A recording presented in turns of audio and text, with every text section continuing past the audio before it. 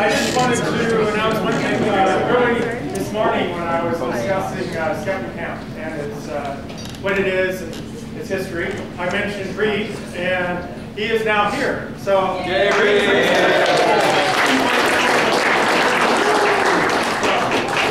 Who's Reed?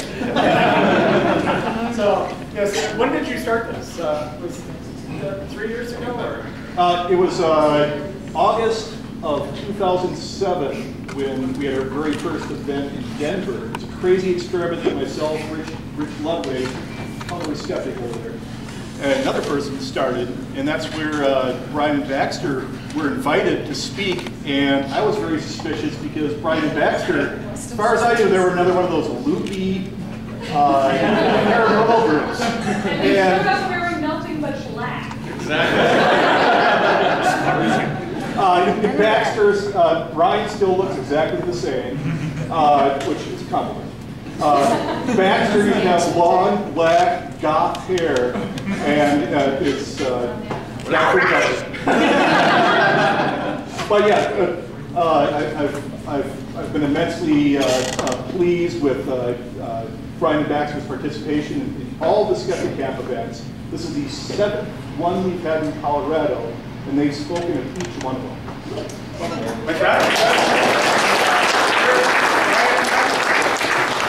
now that our egos have been sufficiently boosted,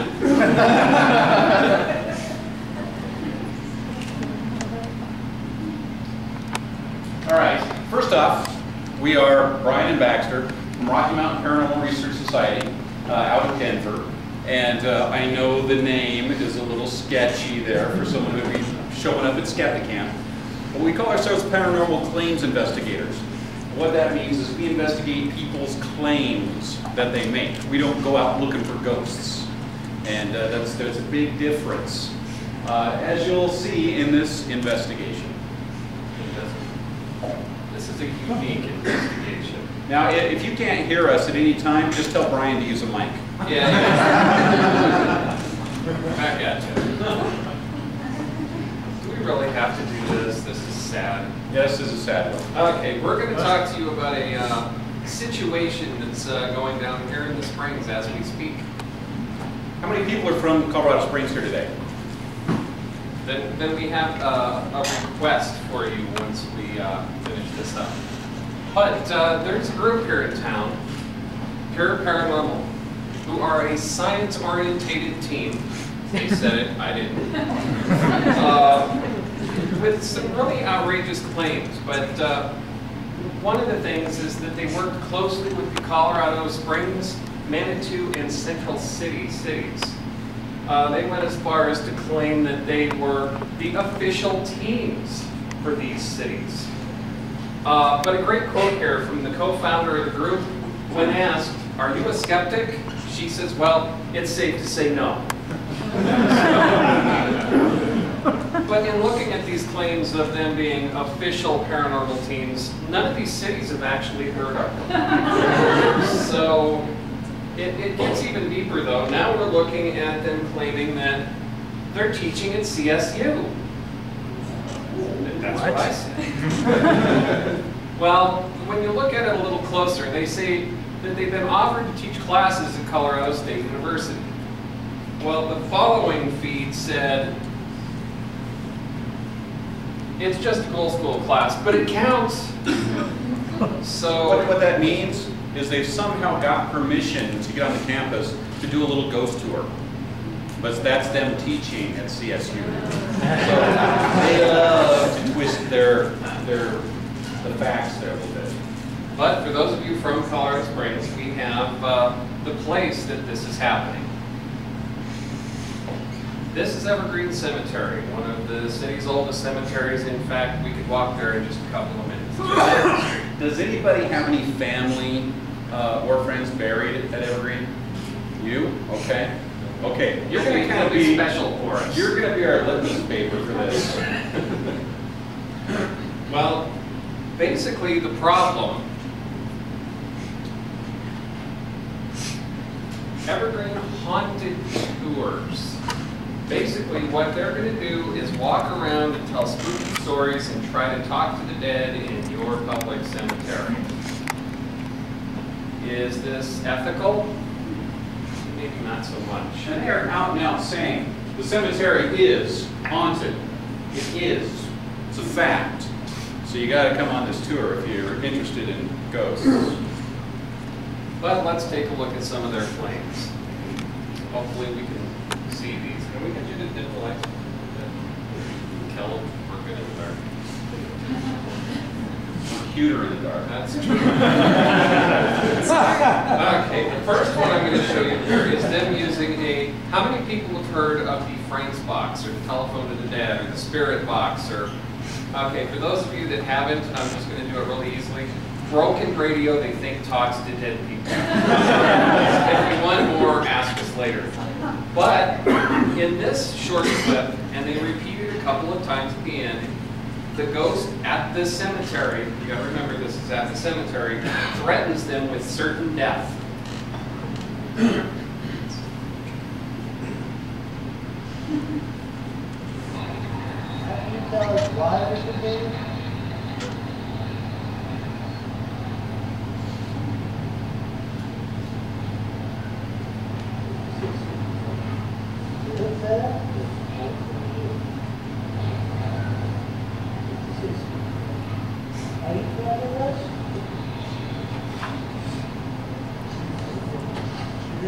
I heard that one. I heard that.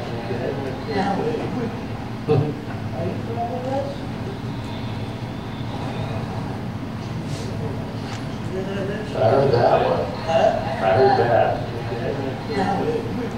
It may have been hard for you guys to hear, But it was even harder for us to but the thing is trust us. Look how we're dressed. We're not going to say that to you. Now, I'll show you some video clips here. This is basically a bunch of best-of clips from their cemetery tours. Now, take note that these people are out there sitting on the graves doing this seance. And what they're doing is they're communicating with the dead by talking to their flashlight and hoping it turns on and off.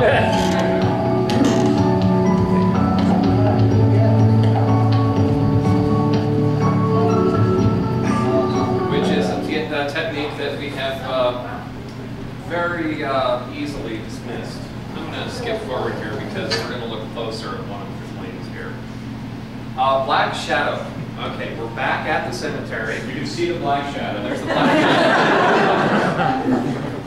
Inside the main chapel, there is the area where they would hold the funeral, but then there's a little elevator that allowed them to bring a casket up from the lower area where they had a storage area for bodies. Well, what you're going to see is the area right behind this elevator. A little shadow moves around on the wall, but we'll explain why as soon as it plays once here.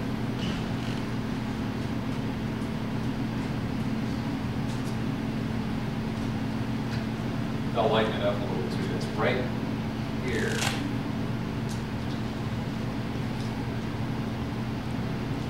There he was. Wow.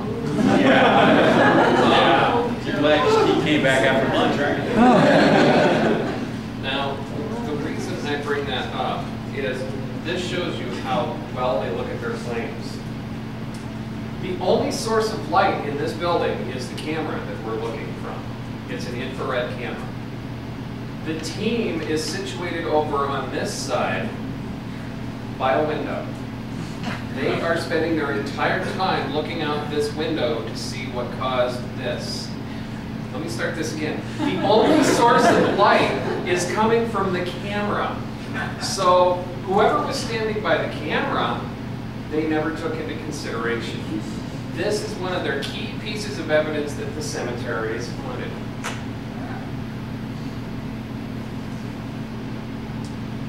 But we'll bring up a little history. Or so we say. From their own forum, sorry I've been AWOL for a while. Things have been pretty busy around here. Pretty excited about tonight's investigation. We've been granted an all-access pass to one of the city cemeteries around town. Sorry I can't go into much detail right now. This was back on April the 9th, 2010. So they were handed the keys to the cemetery over a year ago. And they have been spending a lot of time in there. First contact.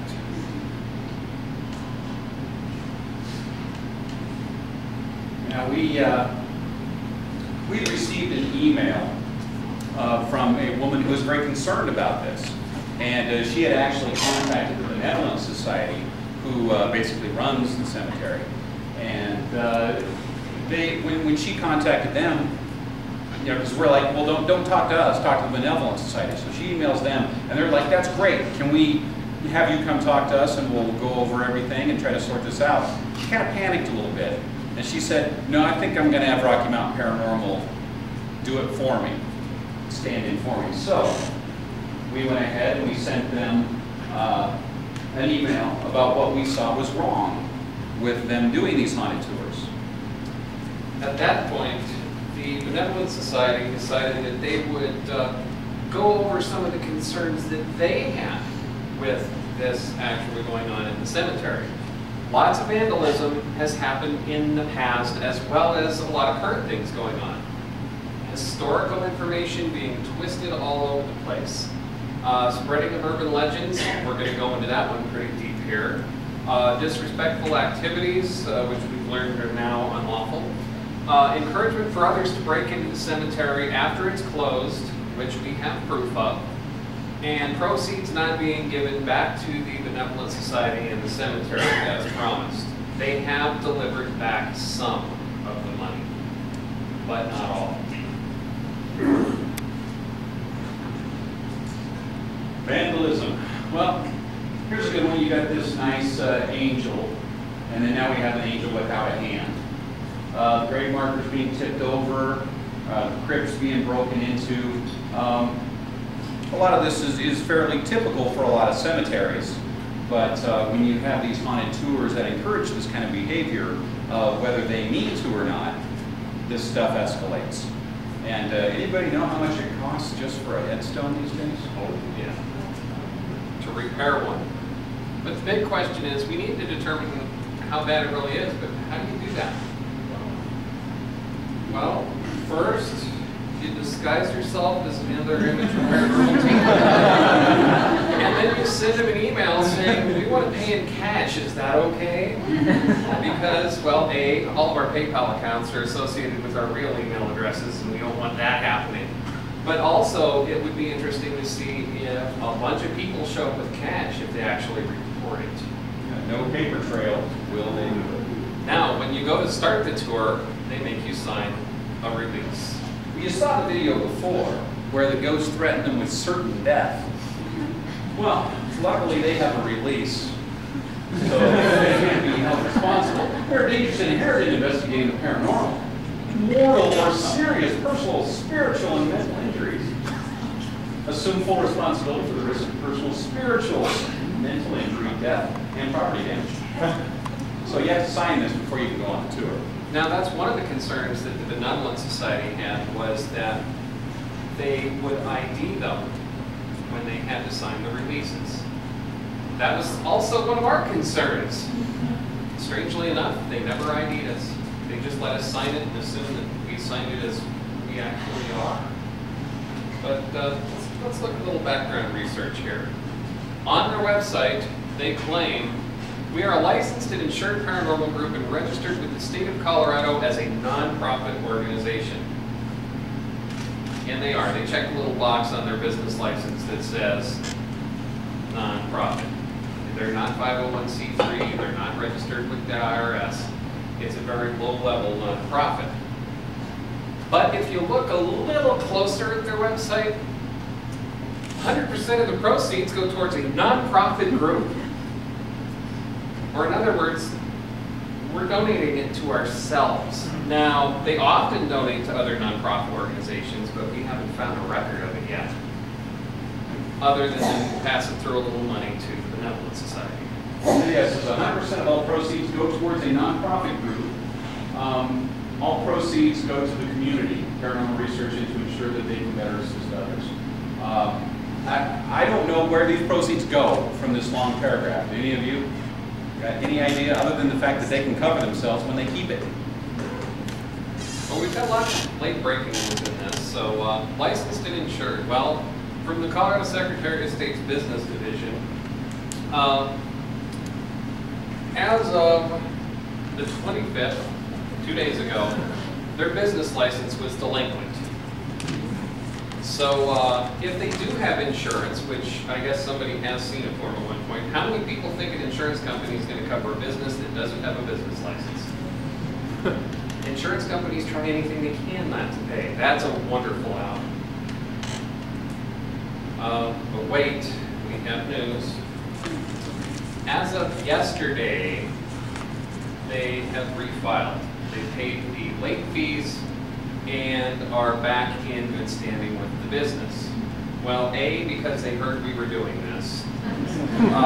But you also have to look, they failed to file their report quite a while back. So let's see, April.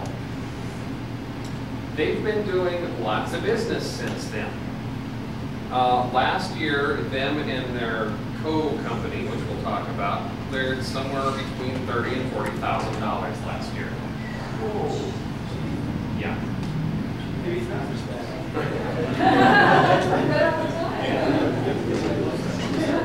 So we do have the group, and that's the primary group. Yeah. Originally there was another group called RIP that this group split off from. Now, there's another group that is going to split off from these guys. They're all using the same business model, and that is Colorado Attack.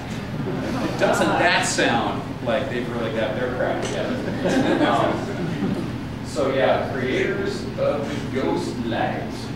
And they make all kinds of absolute garbage. Go on eBay, look for Colorado Attack. They have some wonderful items for sale.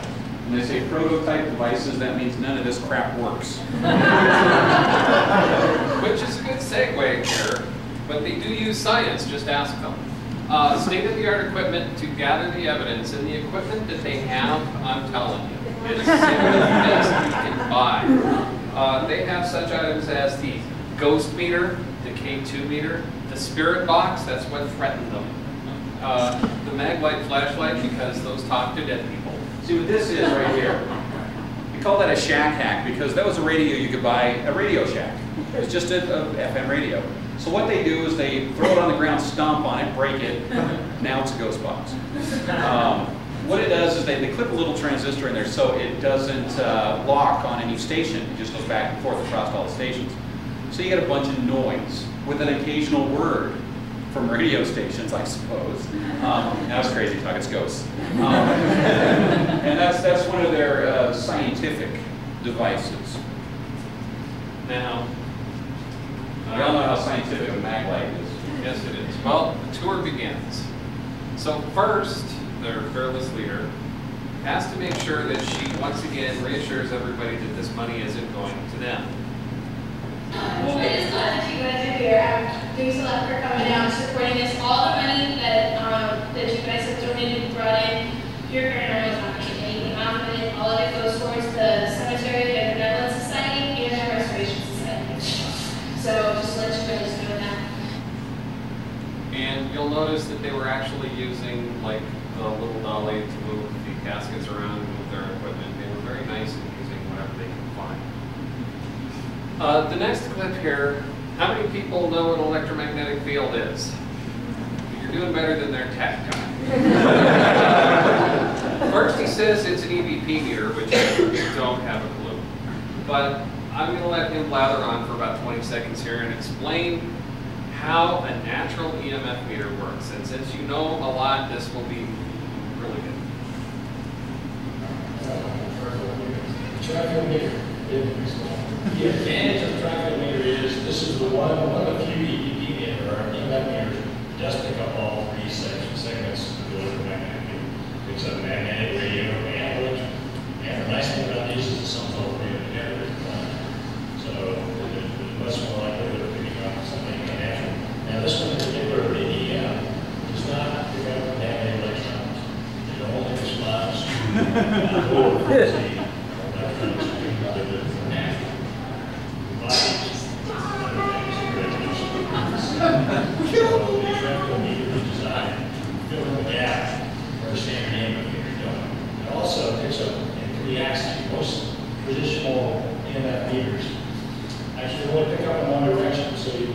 a good thing to know your equipment when you're doing this kind of thing. You're walking around and all of a sudden you feel a beat. Ooh, I got a hit. Where is it? Right here. Not necessarily. You have to know where the sensors are on these things. These in particular, it's on top of the pond. So really, when you did this, it's not over there, it's down there or over there. So these here shoot out the front. This is where they're in front. Now the tractiometer, that's a single axis. Nice thing about the tractiometer is it picks up forward. So it up and down. So No, it doesn't. 3 axes. Problem with that, though, again, you do get a hit. Where should you come from? You don't know. So, but it does have benches that pick up from a wider field. And you got one of these things going on, just get close to it so you can find out. So if you're walking around and you get hit with one of those, you always know where it's coming from. It's you. That's what those things read. It'll read that you're carrying it around when you shouldn't be. Now, another note here is something that really kind of twisted the Benevolent Society was the fact that on both sides of this chapel, they had lots of candles burning. This thing's over 100 years old. They don't allow open flames in there. So, once again, something very bad. But you've seen their tech guy talk. What happens if you ask somebody that's not their tech guy about their equipment? Well, first she begs for him to come back, which happens, but you'll see. What's up with the K2 here?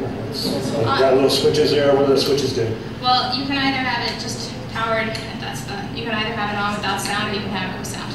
So you have them both up and, Oh, so okay. yeah, we get sound and lights. Gotcha.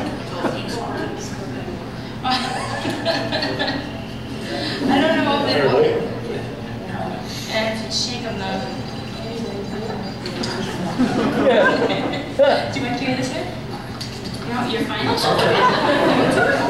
does it do? It's the EMF detector that we explained earlier, the electromagnetic field. So it's like that? It's like that, except for this one goes up to, I believe, 5,000, but this one goes up to 20,000. Okay. So, Is this more sensitive to 5,000 than that one? actually, we've had it respond differently with this one versus that one as well. So, You just never know. yeah, well, I mean, so this one just picks up on different variations, but this one, it answers yes or no questions much better than this one. This one, it lets us know that it's here. But that one, we've actually had it like beep once for yes, and twice for This measures milligauss? yes. What's milligauss? It's the electromagnetic field. It's how high the, which would be better is, I do understand, but. So it's the milligauss meter. It is the EMF. It's how high the electromagnetic field coming in actually is. I remember in physics, the Van de Graaff generators, I thought the Gauss was like how dense the electrons were. And it may be, yours should be much better. Yours should be much better than me, as far as the Gauss and all that. If you want specifics, they gotta have it on the team to turn to. So we all have our different strengths, and that happens to be this. By the way, with the team, For measuring EMF. You cannot measure it in milligauss or Teslas. Most Gotcha. So it's strength? It's basically a unit of measure for it. It's like inches, feet, whatever. It just measures, yeah, basically. The intensity of the field? Okay. And then if it's milli, it's pretty small then. Yeah. So, because if it was Gauss, it'd be really. So you look for very minute surfaces. Okay. Cool. so we'll take about 3 feet of EMF and get out of here. Okay. The tour begins. You'll notice he found the electrical box with the EMF.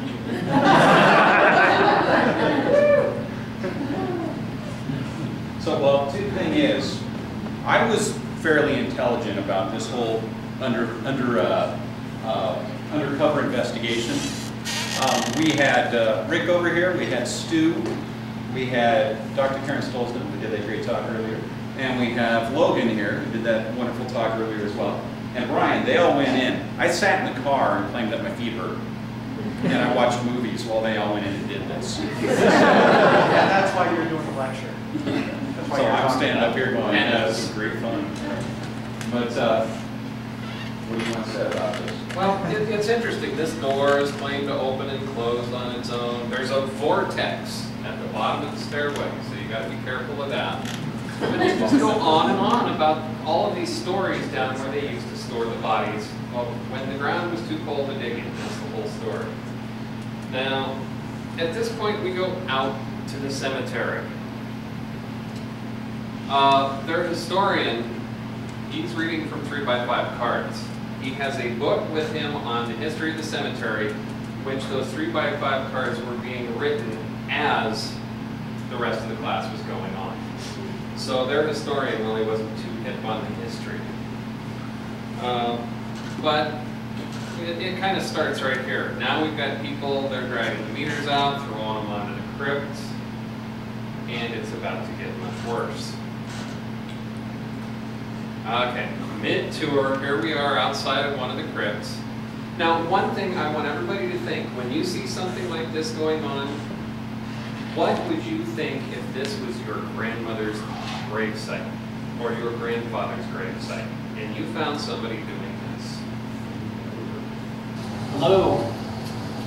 Can you hear me?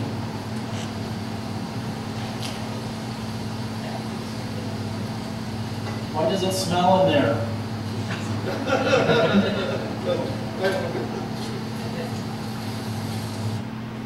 Now, we really want to stress, this has nothing to do with religious beliefs or whether or not the spirits of your ancestors are in the cemetery. Let's just be honest.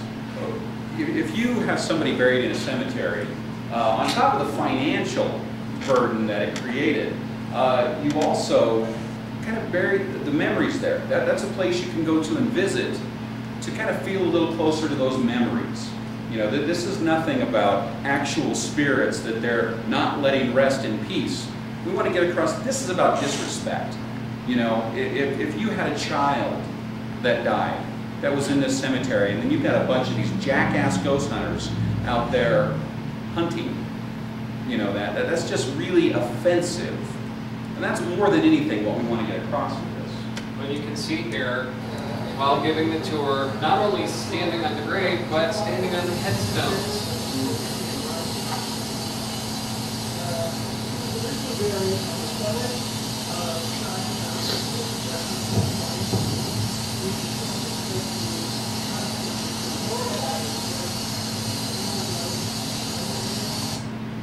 Or we'll take it a step further, just like he said. Let's say you have a child there.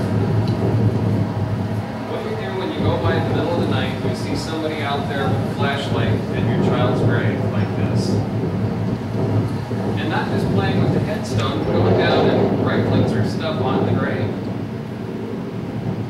And you know what's become popular with this? A lot of people like to leave toys or treasured items by the child at the grave. We've actually had ghost hunters go in, steal those items, and then sell them on eBay as haunted items. So, remember we were talking about the urban legends that the Benevolent Society was concerned about? One of them was the witches. There's a very famous family, the Bacon family, big in Colorado Springs history, that, well, let's just say that they were a religious group of people, given the time, and it's kind of nice to keep their memory of what they were and how they were, not this. A lot of folks noticed that the doors changed. Back in 2003, this mausoleum was vandalized, and they broke into the mausoleum and they took Mrs. Bacon's spine and head, skull, excuse me. It was reported that she was a witch, and I mean, this is just rumor, and they think some kind of group broke in, picked her skull and her spine for some kind of Ritual. Did they have any reason that they thought it was? That's what they think. There's no evidence of that. Yeah. They have never found, though, they have never found her skull or her spine. Well, whoever did it went to a lot of trouble to get it done. That's right. Because only were the doors locked. There was concrete. Yeah. Yeah. And definitely in the marble slab. So, ignore the fact I'm in the Ghost Hunter t-shirt because I was blending in people. So we asked them. When you said that the skull and the spine had been taken, Oh, okay. Why did they blame it on a witch? I mean, is there any kind of I think because of the smells on, you know, witchcraft and stuff like that. I think it was just pure speculation, and it sounded good. So they never like thought. They never found it, and never, they don't know who did it. It was in November of 2003. If you Google it, you can find the Gazette articles on it. One of the most bizarre crimes happened, like I said, they singled out this mausoleum, and as Kate said, they had to go through concrete, and they were here a while to get to it, but they only took the spine and the skull of her, not him.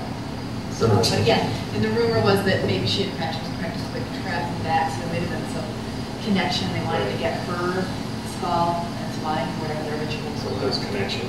Exactly, but again, it's an urban legend. Really And everything written about her during her life was positive. It sounded like she was a very average Victorian woman. She was headed to churchgoer. Yeah, I mean, you know, so. Now, they did go on to tell us that across from this area, there's a Jewish section, and the headstones are these big marble balls. And they said the witches like to sneak in here and bury their bodies underneath there because of the energy. So these witch stories are pretty deep here. The problem is with the Bacon story, is there was a Mary Bacon that was accused of being a witch back in the Salem witch trials. And it was a very famous case. And they basically just transported that legend onto this Mary Bacon. More good research at work. Very good research. Let's look at some more fun research going on here. This is the bacon crack. Right there. That scared the crap out.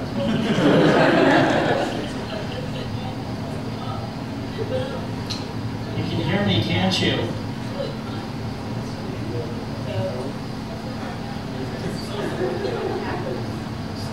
I know you can hear me.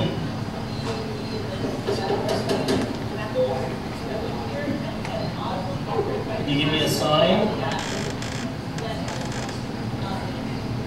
Do you want us to leave? Do you not like me here?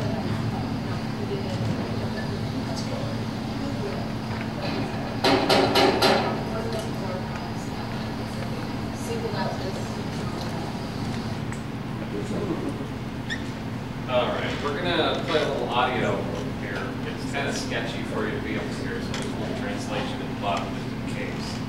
But we asked them, so where's the bathroom? This is important. We got. There unfortunately is not. And did you guys post online? Yes, tell me about that. So every time that the ashes are out of water. The terminal that company. Yeah, that's what you should go check. I'm saying, no,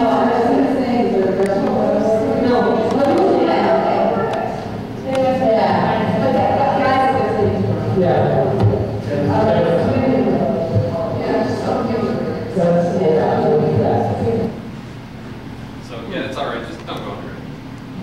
Now, the ghost box that we were talking about earlier, and once again, we really have to think about what would you think if you were going through the cemetery and this is where your loved ones are buried? Would you like them using this technique? And you sit down and you've got the little, we got called spirit boxes, and where the oscillating dials and resonance stations really fast.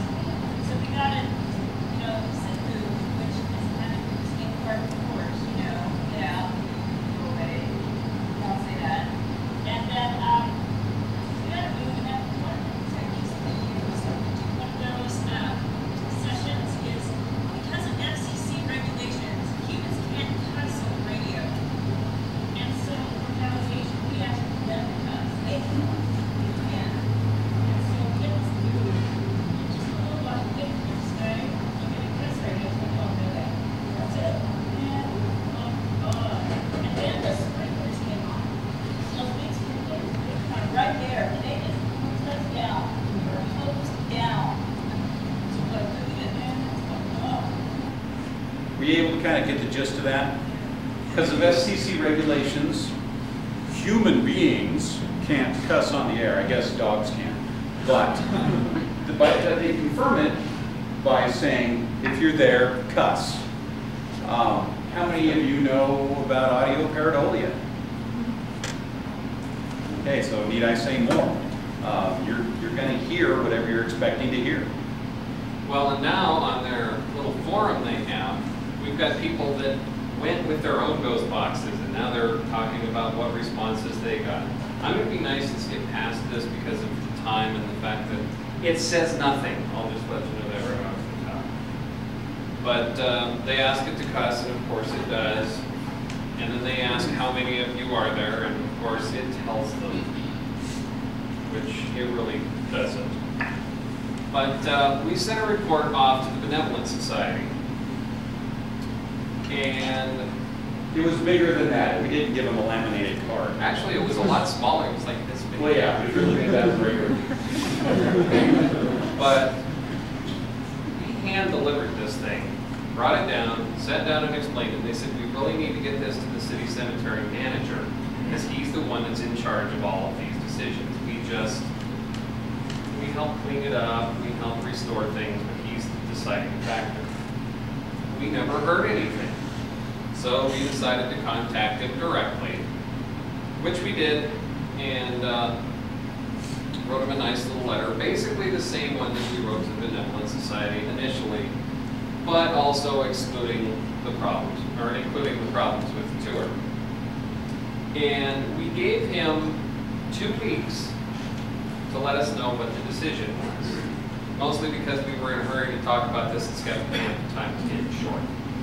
So he almost immediately sent back an email stating that sent the leaders of P.U.R.E Paranormal a copy of your findings and have asked them to reply to me in writing their explanation of the allegations. These aren't allegations, we've got it on tape. They have been banned for after hours until I am satisfied that they are a reputable group and I don't follow their website. Well, the interesting thing about this is P.U.R.E panicked and started running to everybody they've ever done an investigation for, asking for reference letters. And I know they got one.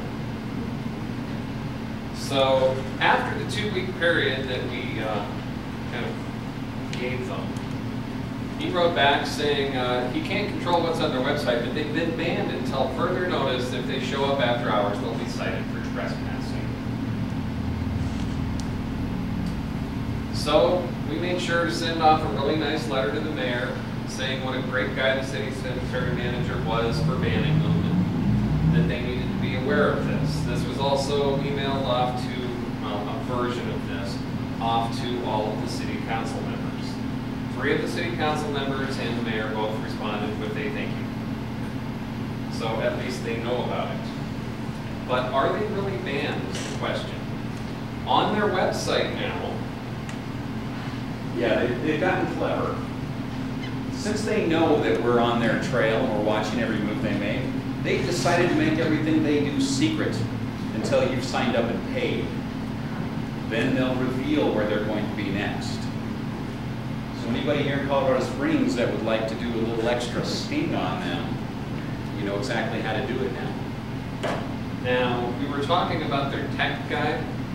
He's the one that was being begged for when asked about what milligauss was, what EMF is. Well, very recently, the group has yet split one more time. So what we have now is Colorado Paratech has become its own nasty little entity.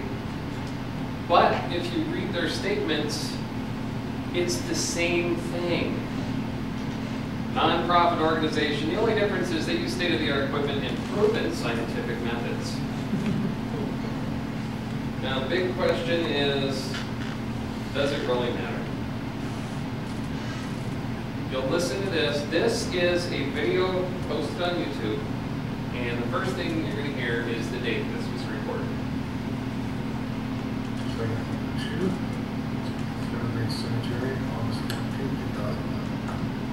August 14th, 2011. Long after this was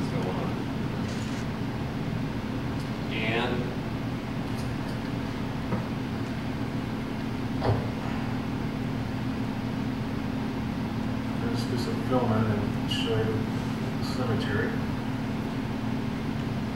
then one night we'll come back and we'll do my investigation here and try to get some EVPs and see how much. So he has just admitted they're going to go back there one night. Guess what's closed at dusk?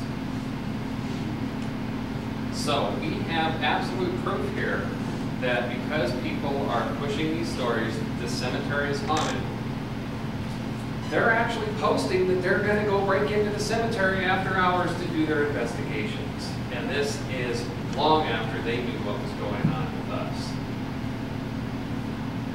The new stuff. Now, I don't know how many of you heard about the news story yesterday. There was a gentleman in Clifton, Colorado, that was fired from his job because he was doing a bit of air guitar to try to win concert tickets from a radio station. And he was filmed gyrating and everything over this this grave. Now, the grave was not even used yet. I mean, there was nobody in it. Just a liner. It was just a liner at this point. He was fired, and he is now facing charges of desecration of venerated objects. So there wasn't even anybody in the grave. How much worse is what he did than what P.U.R.E does on a practically weekly basis? But is it illegal? Well, we'll let you interpret your own way here that desecration is, and it means defacing, changing, polluting, or otherwise physically mistreating in a way that the defendant knows will outrage the sensibilities of persons likely to observe or discover his actions or his result. So let's ask you, how do you feel? How do you feel about this? How do you feel about what happened in this cemetery if it had been at your loved one's grave? Is there any emotion that comes up at all? It's really It's annoying? I worry about the people that are buying into it. Exactly. So that they'll come back, like you said. Right. Now, to be perfectly honest, a group of skeptics and atheists are not the best people to try to get sympathy for a graveyard. But I'm sure that a lot of you can understand how this could cause some outrage. And it is disrespectful, not to the dead, but to the living. Yes? Have you guys tried to get local news coverage about this? As a matter of fact. Is that your next slide? That's actually what was happening during lunch. We were in the room over there being interviewed by a local station. What's the station? 13. KRDO. Yes, and they'll be showing the piece this next week. They're going to try to get back to us. They did interview the what am I trying to say? Will DeBoer. Yeah, they interviewed the manager of the cemetery. And I guess he was as non-specific as he could be, but said that they have been thrown out and are not coming back. But that's all he was willing to say. P.U.R.E Paranormal has not been able to be reached for comment. And it's been several days now, and they won't respond. So, question? What does the tour cost? $25. How much? $25. I paid in all change. Yeah, just to be a jerk, he brought change. Do you know if that's the same group that has a photo supposedly of a ghost at one of the local bars off an airport that's going to be on TV? Have you heard anything about that? I'm going to just ruin my day by saying that's going to be. Because this happens to the person's son works in the hospital, remember? So I heard about this before Skeptic Camp and was trying to get the photo that they were claiming was of this ghost. And I wasn't sure if they belonged to the same group. I don't think so, because they really haven't been talking about it. But since they found out we were doing this, radio silence is heavy right now. They have stopped talking about everything. Yeah, normally P.U.R.E Paranormal brags about every move they make. And suddenly they're staying very quiet. And I'm sure that they know everything about us at this point. So we may need some undercover agents in the future, so if anybody wants to volunteer, we'd appreciate it, because we can't do it now. Any other questions? Are these people ex-Quaker gang? Unfortunately, no. It would be easy to get them dealt with something else, but this is the typical group of people that watch TV, saw ghost hunters, thought it would be a really neat thing to do. And it's interesting because the profile that we usually get from these kind of people, they all look like they're at a biker game. Yeah. It's amazing how often that happens. But yeah, in fact, I don't know, a few of you might have seen our last presentation, which was Investigating the Investigators, and where we actually infiltrated a group in a completely different way. And we kind of called it kind of gorillas in the mist. But the leader of the group really looked like a gorilla, except with a lot of tattoos. Yeah, that was a Harley t-shirt. So yeah, I had asked him at one point, you know, have you ever been to prison? And I was going to make a comparison for him. So I asked him, have you ever been to prison? And he's like, yep. And I was like, do you have a follow-up at all as far as that previous topic? we're kind of constantly following him. He is just, I don't know if Dr. Levy is still in here or not. Looks like he snuck out. Okay. Yeah, everybody is fine. Nobody's killed themselves or anything like that. But for those of you that don't know, basically what we did is we set up this scenario with Rich Orman back here. We used his house as the haunted house because we were pretty sure it wasn't haunted. So that was the haunted house. And Karen got to be his fiance. That was movie. I don't know if I should say got to be because it wasn't like a prize. She was the fiance who was moving out here from San Francisco. She didn't want to move in the house because she got weird feelings there. So she got this group to come in and investigate the house. And we sat upstairs with video cameras. We were in the same house with them, and they didn't know it as they came in to investigate. It was ridiculous. But after they discovered that this was the most, and we didn't set anything up. It's not like we had strings attached to stuff or anything. It was they just walked into the house. They discovered it was the most haunted house they had ever encountered. And they needed to call in extra help because they needed to cleanse this house. So who did they call? Us. So then we had to make up a fake ritual because we didn't want to like just get one off the internet or something, because then they could say, well, even though you didn't believe, you said the right words, so it actually worked. We didn't want to take that risk. So we made up a ritual. It involved putting out Fruit Loops and stuff. I mean, I used a Gaelic lesson on how to ask somebody how old they were. And, it was absolutely ridiculous. I used a little bit of hypnosis. Rich's dogs went around eating up the Fruit Loops. We cleansed the house. It was successful because all of his little meters read 0. When before they were off the charts reading 666 and everything. So, unfortunately, in the process, the leader of this group was possessed by a demon. But you know, if you're going to play the game, you better be prepared to get tackled. So that's all's well that ends well with that. We've been monitoring his activities to make sure that there's no lasting psychological damage that we may have inadvertently caused. Well, he does have a pet ghost now. Apparently one followed him home from one of their later investigations, and now they take it with them everywhere. Is his name Slimer? Yeah. So that was a very interesting one. But yeah, we've been keeping an eye on it, and we've been trying to sort of infiltrate his barricaded mind with some critical thinking, and it's been very difficult trying to get him to change his perspective on things. He's kind of in it. But the main reason we did it was not to change him, but to alert the general public the dangers of inviting these people into your home. Because these people aren't going to be changed. This is what they do. This is what they believe.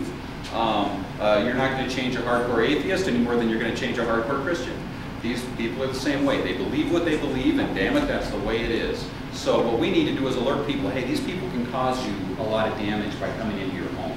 And that's our main message with that. Just like people like this, they're educating everybody on their tours to come out and disturb things and cause vandalism and disrespect things, along with teaching them to go into people's homes as well. So that's the kind of stuff that we want to put a stop to. Any other questions? Anything doesn't have to be about the subject at hand. It can be anything. Who interviewed you for your review? Some chick. Who's their lead anchor? What's her name? Yeah, the problem is since we're not. Landrock usually does stories. Well, whoever, she's actually their anchor Their desk girl. I can't think of her name. Desk girl doesn't sound. She's the woman behind the counter. I don't know what her name is, but she's there. She was very good. Yeah, she's really good. Yeah, she was very good. I can tell you that much. Yes.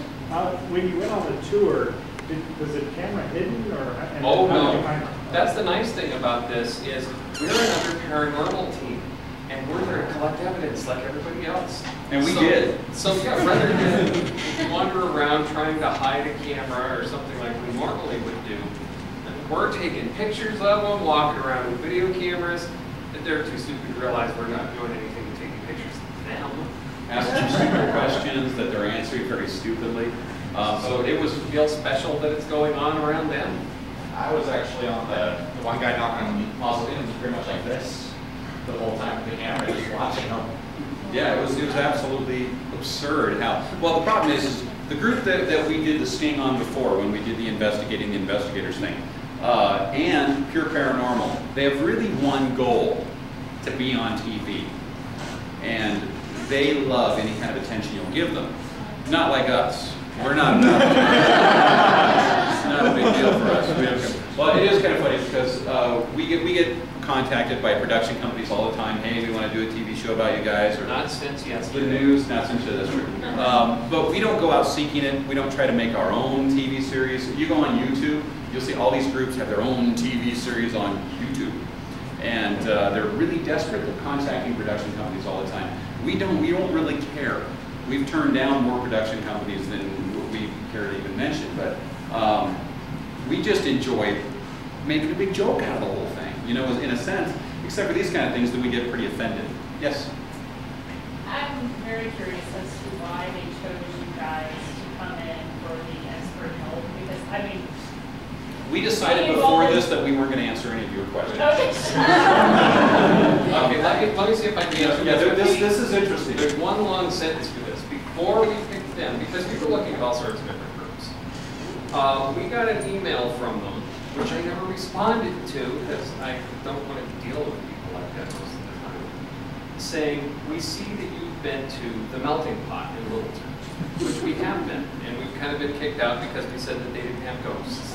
Well, see, you know, we always like, anytime we do public speaking that's not in front of skeptics, we always say, now, we're not saying that ghosts don't exist. We can't say that a place isn't haunted. And then we say, except for the melting pot. Except for the melting pot.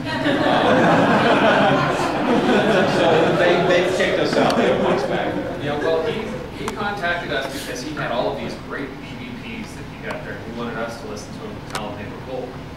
And I didn't. But apparently we were the only group that had any kind of contact with them. I don't know why.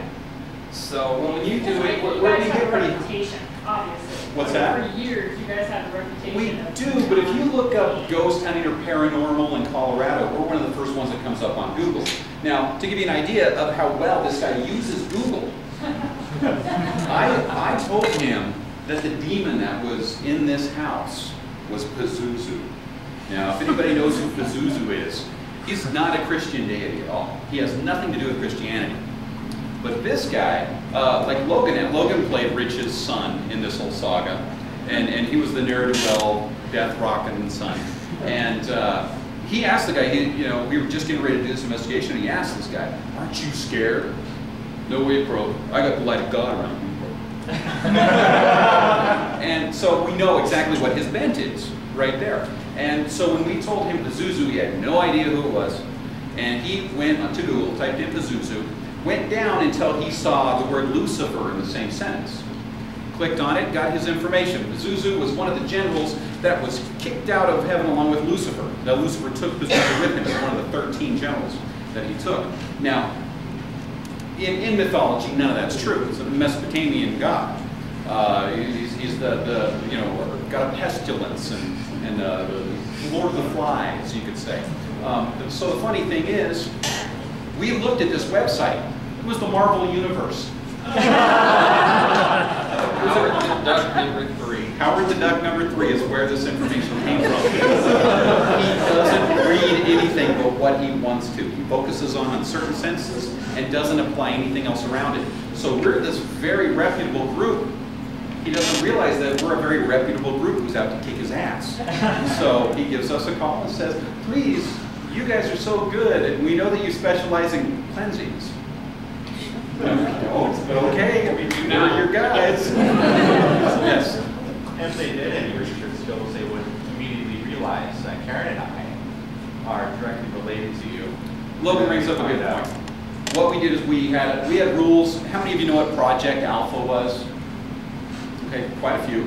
It was kind of a skeptical scam, I guess you could say, where Banachek and another gentleman by the name of Mike Edwards and James Randi fooled a bunch of scientists into believing that they had real psychic powers and they could bend metal, all that kind of stuff.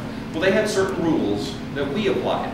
And that's if anybody in this came up and said, is this a fraud? We were to say yes. We gave real names. We didn't fake anything like that. So they could have looked up Karen. They could have looked up Logan. They could have looked up Rich. And when you look up Rich, one of the first things that comes up is a picture of all of us together at an IIG meeting. You know, he could have had us pegged like that. Did no research whatsoever.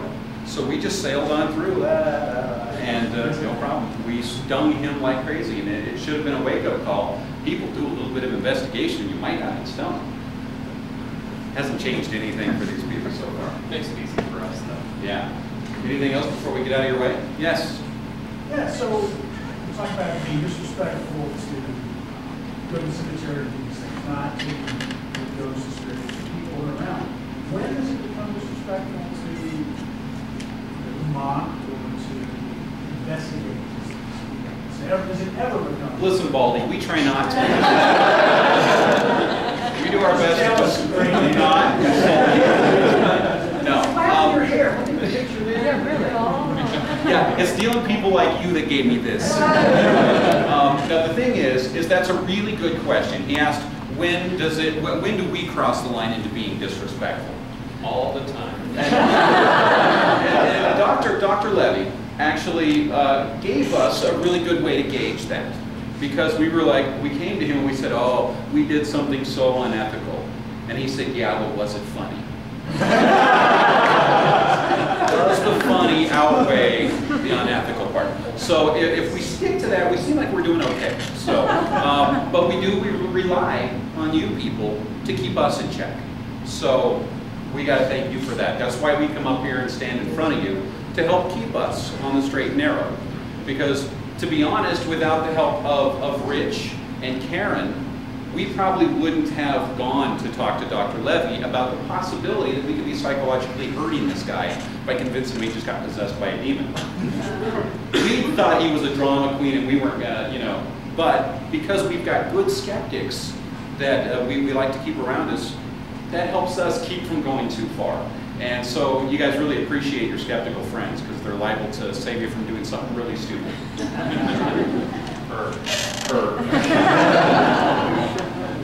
Thank you very much.